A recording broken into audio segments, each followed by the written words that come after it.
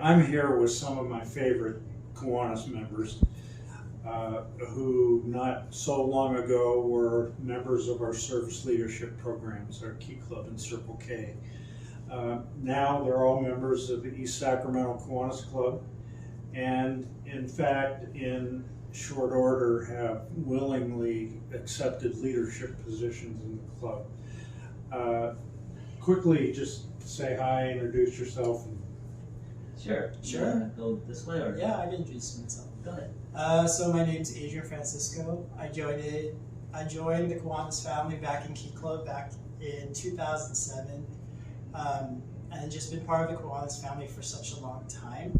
I think I guess it's piggybacking off the conversation from earlier, but I think the huge investment from Kiwanis in the past, especially like people like Mr. Brummer, or I call him John now apparently, that, and even Gary, for the fact, and you, Dan, too. You guys really like cater towards the student leadership programs, and then through David and also James, you mentioned that the transition from graduating college into the adulthood life is definitely something different, but it's very nice to see Kiwanis invested in the students, or even us children in general, leading into our adult lives, and every stage of the path, it kind of is a good, huge cycle in a sense. Very, very helpful to understand what's the next steps and towards what Kiwanis can do, not only just for children, but also, I guess, every person that matters, you know? I'm going to pick up on something that you have said. Let's, David. So I'm David Tarrant. I joined Circle K. So I was never in Key Club, but I did join Circle K in 2011, and I've been a Kiwanis member since. I joined Kiwanis like 4 years ago, and you know, it's the transition. The reason why I joined Kiwanis was it was really good to get the interactions with Kiwanians. East Sacramento has been like a very active club in Circle K, and it really helps because you build connections with more than just people around you. So it was more like I looked up to them and also see them as a friend. And whether our careers are different, we're like, I can't really get like career opportunities to talk, but having the social aspect is nice because when you grow up out of college, you kind of separate ways, but there's always Kiwanis, and that's why I joined East Sac Kiwanis, even though I don't live too close to it. It's just nice because I knew everyone. It kept me. It's a big part of my social life, and just being able to be with a group and just know that what we could do for our future generations is what keeps me going. That's awesome. And are you in your third year now as treasurer of the club? I'm in my third year. Third year, so that's awesome. And you're in line to be? Well, right now I'm president-elect, but most likely I'll have to be stepping back from that. Okay. Yeah, just because I have school upcoming. Right, okay. And you're our current president, Mr. Yes. James. Hi. Yeah, that's what that's. Hi, I'm James. I started my Kiwanis journey back in Key Club in 2010. Just recently, I guess 3 years ago, I joined Kiwanis, East Sacramento Kiwanis, and now I'm president. It's just funny how that works, right? And I think for me, Kiwanis is a big opportunity for me to continue to grow as a person. Just being able to meet and connect with all these people with caring hearts and their professions and all that, everything that they have, I've grown to take in and learn from. And I feel like it's a great opportunity for me to also work on my leadership skills and just being able to do different projects that I normally don't get to do and talk about. So from my SLP days, back in Key Club and Circle K, we were given all these opportunities to be able to do these things because of our Kiwanis clubs. And I guess this is just my way of kind of paying it forward and just being able to do that for the future generations as well. It's kind of why I like to stick around. And I want to see more people join us and help us grow, and just as a family bond together and do a lot more. So. Okay, Casey. Hello, my name is Casey. I joined the Kiwanis family in high school, my 9th grade, so 2010. Been in the Kiwanis family ever since. So Key Club, Circle K, and now I'm a Kiwanis. Really come full circle because I'm a Kiwanis advisor now to Key Clubbers. So it's really nice to go through the steps. Briefly, I'll say that when I joined, it was because of the Kiwanis from when I was in Circle K.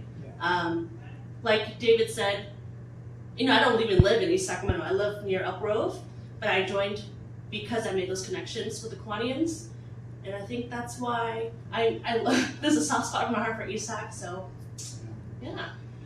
Well, to kind of pick up on, you spoke to it directly, and you guys have also spoken to it. The paying it forward, Kiwanis advisors and other Kiwanians investing in you as a young person, then you feel you're describing what I felt a couple of years ago when I came out of Circle K. I am a product of the Kiwanis Service Leadership Programs. Back then we called them sponsored youth. But I spent a number of years in Circle K and had many opportunities. And even to this day, I credit my Circle K experience with a lot of what I continue to achieve and do. And as you have talked about, I had a guy in my life back then who was our Kiwanis advisor at San Diego State when I first joined, who became so much more than a Kiwanis advisor. And I'll give you an example of that. His name is Jack. Jack today is 97 years old, and I've loved that man every year since our Circle K experiences, but largely because our relationship and our friendship extended well beyond the confines of Kiwanis Circle K. And when I say that, I mean he got to know my family, my parents and my grandparents.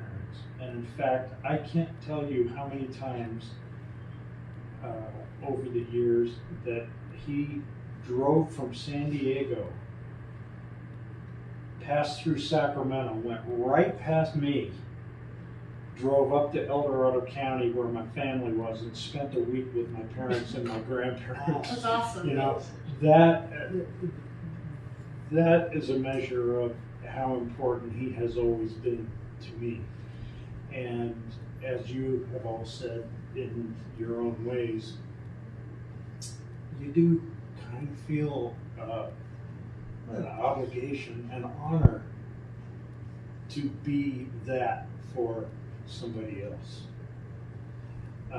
And the young people, the youth, the children, the high school age and college age young adults, they need these programs.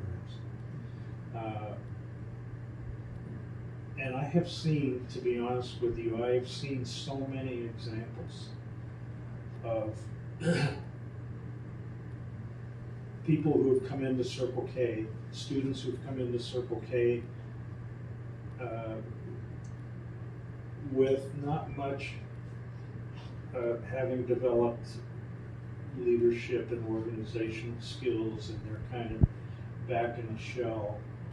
And by the time they come out of Circle K, they have really grown, and in a good way.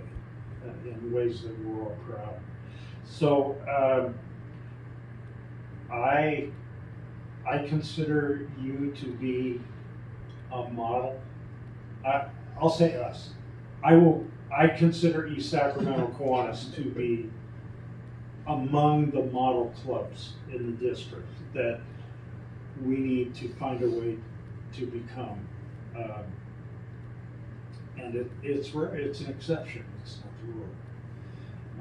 So in that regard, tell me a little bit about how you feel you've been welcomed into Kiwanis. Right. So I think that everyone's just in their own different stages in life, right? So in our generation right now, a lot of us is looking to start our career and get it going. So everyone has like their own responsibilities, and it's kind of hard to be able to share that with other people not within the same stage.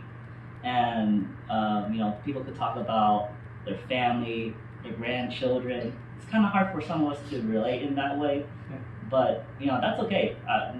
We all love family, right? We have some kind of family and stuff, but I think interests and what people are currently doing is a little bit different, and I think we just gotta find a way to bridge that gap between the generations that's currently in there. Speaking from our club, how Josh Bussey and everyone else, that kind of group, they were getting married and having kids. So that kind of generation is a little bit further from us, but we didn't really get the opportunity to mesh with them as much, just because we're just not there yet. Well, I do appreciate your initial question was saying how did we feel welcomed into the club as Kiwanis. I think the biggest thing is really focusing on the fact that Kiwanis family is truly like a family aspect. I think it kind of brings me back to our most recent charity fundraiser. The way that James, David, and I were there, along with Gary, we were just kind of cooking and talking about how things are. It kind of felt like how a true family gathering would be, having conversation about, what's going on with your life, especially when people would visit too. That was really interesting too, because people would catch us up on how are things going, kind of like how a true family reunion would happen. And I think that's how it's like that we're cultivating that familial bond with the East Sacramento Kiwanis. And I think that's what really draws us also together in the current moment. We could improve, of course, but there's always those things that really have those nice moments, So. Yeah, I mean, let's face it. There are times when it's completely appropriate for us to for us to celebrate the things that make us unique. And there are times when it's appropriate to celebrate the ways that we're the same. The common values. And there are all kinds of demographic differences. And again, I think there are times and places where it's appropriate to celebrate what makes us special that way and unique. But one of the things I think we're getting to in this conversation is that it is possible to build those bridges and reach across and be the family. If any of you had a chance to talk to, and you're going to, you alluded to current members of Circle K, and your opportunity to talk to them going forward, what do you think you'd say to them? I want to break down that kind of wall we kind of have, because as Kiwanians, I feel like when we work with our SLPs, a lot of the times it's within service, right? And so in a way, it just seems like we're up here and they're doing service over here, and I just want to kind of be able to break down that kind of wall and show them that, hey, we could socialize, we could learn more about each other instead of having that kind of barrier between us, and just being able to rely on each other in a way and being able to just be friends. Mm-hmm. I remember when I was in San Diego State back in the 70s, of course, San Diego State Circle K was sponsored by Grantville Alley Gardens Kiwanis Club, which Jack was a member of Right. at the time I was. And once or twice every football season, Circle K and the Kiwanis Club, San Diego State and the sponsored Kiwanis Club would get together before going out to a San Diego State football game together, would meet and have a spaghetti dinner together and do the kind of socializing that you're talking about that definitely has value. And then we'd go out and share the game experience together. And I think, of course, the pandemic has really hurt all of us in that regard, but we're coming out of it. I think we're going to have an opportunity to get back to doing just that. Yeah. Anything else? What was the question you asked me? If you had an opportunity to talk to current Circle K members about the opportunity to join Kiwanis, I think that's the. It's along those lines. It's along those lines, yeah. I think for me it was, you're saying what would be like advice you would give them, right, or something. I think, I work personally with like Florida Key Club, and I love working with the Key Club members. There's just something great about it because you see so much potential in them and the fact that they want to talk so much, and you see their budding leadership skills growing already then. Right now, I still keep in contact with each of the past presidents because I see it like more like a mentorship beyond what Kiwanis is. And I really like to see how they're progressing in life too. Like they're telling me about how college is going too. And I think that's just, even though I can't reach every single member or throughout the entire advisorship, even having that single connection, seeing them grow each year is making me happy. And seeing that connection continue throughout the years. Maybe that one person will join Kiwanis, but I still think it's really, that's what encourages me to always go back to working with the students. Yeah. So.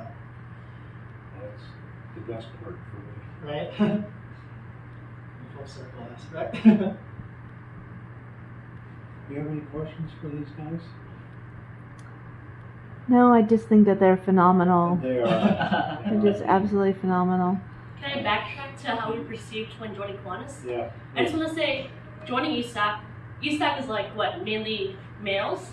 Coming as a female, and I don't think I had felt that disconnect, only because, maybe because I joined as K, or I did a KFAM cheer year as Circle K, Right. and so I got to know all the Kiwanians. But I think, regardless of our gender, or age, or nationality, or race, it was that bond and what I felt inside.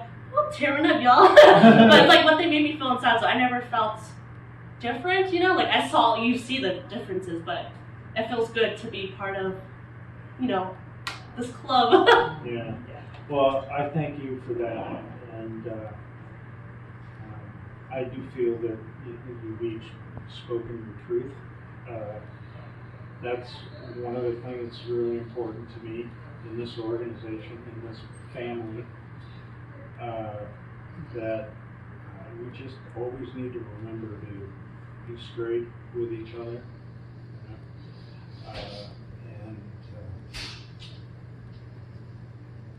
Yeah, I do think that East Sac is a model for our entire district, if not for international, in how you connect with your Circle K clubs, and that needs to be bottled and shared, because how you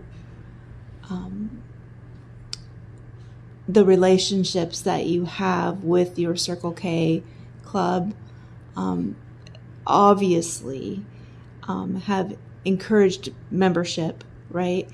And that is important.